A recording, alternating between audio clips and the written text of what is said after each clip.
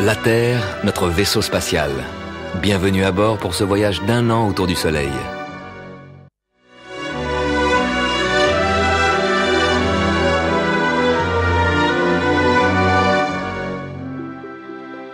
Nous sommes ici. Nous avons passé l'équinoxe d'automne, le début de l'automne. La Terre est passée sur la ligne équinoxe le 23 septembre, à 2 heures du matin. Comme le périple de la Terre autour du Soleil ne dure pas 365 jours, mais 365 jours et un quart de jour, l'année prochaine, la Terre arrivera à la ligne de l'automne un quart de jour plus tard, 6 heures plus tard, à 8 heures. Début de l'automne, à 8 heures du 23 septembre. La troisième année, encore 6 heures plus tard, à 14 heures, toujours le 23 septembre. Et la quatrième année, oui, à 20 heures, mais de quel jour? Cette quatrième année est une année bissextile. On a ajouté le fameux 29 février. Le calendrier s'est rallongé d'1 jour. L'automne ne commence plus le 23, mais le 22 septembre. Car la Terre arrive à la ligne automne le 22 septembre au lieu du 23. Tous les 4 ans, la Terre compense le 29 février en arrivant à l'équinoxe avec 1 jour d'avance, le 22 septembre. Le calendrier est un instrument de mesure que nous ajustons au mieux au voyage de la Terre qui suit son chemin. Nous ressentons notre périple autour du Soleil grâce aux saisons. Hiver, printemps, été, automne, de nouveau hiver. Comme son axe est incliné, la Terre se présente au Soleil sous des angles différents. Quand la Terre est ici, le Soleil, à midi, est à la verticale de l'hémisphère sud. Là-bas, c'est l'été, alors que la plus grande partie de la journée, l'hémisphère nord est à l'ombre. C'est l'hiver. Puis au fur et à mesure que la Terre avance sur son orbite, la ligne où le Soleil tape à la verticale monte vers l'équateur. La Terre continue son périple, la ligne où le Soleil tape à la verticale monte encore vers le nord, l'hémisphère nord est tourné vers le Soleil, les rayons nous arrivent sous un angle plus direct, c'est l'été, on a chaud. Puis notre voyage continue, le Soleil redescend vers le sud. Quand le Soleil, à midi, est à la verticale de l'équateur, c'est l'équinoxe. Partout sur la Terre, le jour et la nuit ont la même durée. 12 heures de jour et 12 heures de nuit pour tout le monde. Pour l'hémisphère nord, l'automne commence, parce que la Terre se détourne du Soleil. Pour l'hémisphère sud, c'est le printemps qui commence.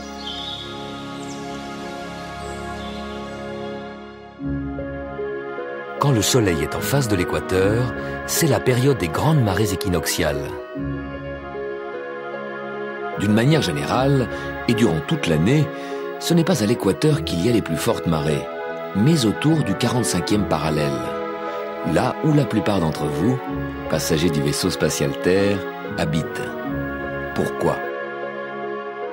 L'ampleur des marées dépend aussi de la rotation de la Terre et des forces centrifuges qui agissent dans la direction de l'équateur, car c'est là que la Terre tourne le plus vite et que les forces centrifuges sont les plus grandes. Mais leur effet est peu perceptible. Car à l'équateur, pour provoquer les grandes marées, ces forces centrifuges devraient soulever les masses d'eau. Trop lourd. Au pôle Nord, à son axe de rotation, la Terre tourne si lentement qu'on pourrait marcher aussi vite que la Terre tourne. Les forces centrifuges sont quasiment nulles. Il n'y a pas de marée. À mi-chemin entre le pôle et l'équateur, la Terre tourne à 1000 km/h. Ici, les forces centrifuges font glisser les masses d'eau vers l'équateur, dans la direction même où se trouvent le Soleil et la Lune, ce qui renforce l'effet de marée.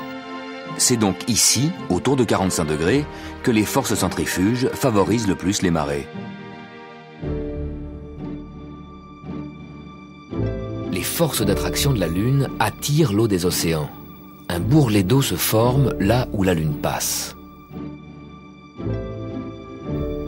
De l'autre côté de la Terre, les forces centrifuges provoquent un deuxième bourrelet. Ces deux marées hautes, qui font chaque jour le tour de la Terre, restent orientées vers la Lune, qui met 28 jours pour faire le tour de la Terre. La Terre tourne beaucoup plus vite, elle fait un tour complet tous les jours. Elle tourne rapidement sous les bourrelets d'eau. Au bord de la mer, quand nous voyons que la marée monte, ce n'est pas le bourrelet d'eau qui arrive, c'est la Terre qui nous amène à l'endroit où ce bourrelet, orienté vers la Lune, nous attend. Cela provoque des frictions énormes. La Terre entraîne dans sa rotation la masse gigantesque de cette montagne d'eau, mais l'eau résiste et se heurte à l'obstacle insurmontable des continents. C'est là que se produisent les plus fortes marées. La Terre essaye d'entraîner le bourrelet, mais la Lune ne lâche pas prise. Comme la Lune est en retrait par rapport au bourrelet, elle freine le déplacement de l'eau et de ce fait freine la rotation de la Terre. C'est un ralentissement minime. Les journées se rallongent d'1 seconde tous les 1000 ans. Ce qui veut dire tout de même que les dinosaures ne vivaient pas des journées de 24 heures, mais de 22 heures seulement. Finalement, est-ce la nouvelle Lune ou la pleine Lune qui déclenche les grandes marées? Ça dépend de la distance Terre-Lune. La Lune a une orbite excentrique. Parfois, elle est loin de la Terre, parfois, elle est proche. Admettons qu'en mars, la Lune est au plus proche de la Terre et qu'en plus, c'est la nouvelle Lune. La grande marée a lieu le jour de la nouvelle Lune. En avril, un petit décalage d'1 jour. Au mois de mai, décalage de 3 jours. La nouvelle Lune est toujours plus proche de la Terre que la pleine Lune. La grande marée a lieu 2 jours après la nouvelle Lune. Juin, attention, nouvelle Lune et pleine Lune sont à égale distance de la Terre. La balance oscille. Et en juillet, ça y est, la pleine Lune est plus proche de la Terre. La grande marée est donc à la veille de la pleine Lune. Jusqu'au printemps, la pleine Lune va rester plus proche de la Terre. Les grandes marées auront lieu juste avant ou après la pleine Lune. Au printemps prochain, attention, nouveau tiraillement, emporté cette fois par la nouvelle Lune, qui de nouveau pendant 7 mois déclenchera les grandes marées. L'orbite de la Lune tourne lentement autour de la Terre dans un cycle d'environ 14 mois. Rien à voir avec le cycle solaire de 12 mois. L'ordre de l'univers est un foisonnement de nombreux désordres.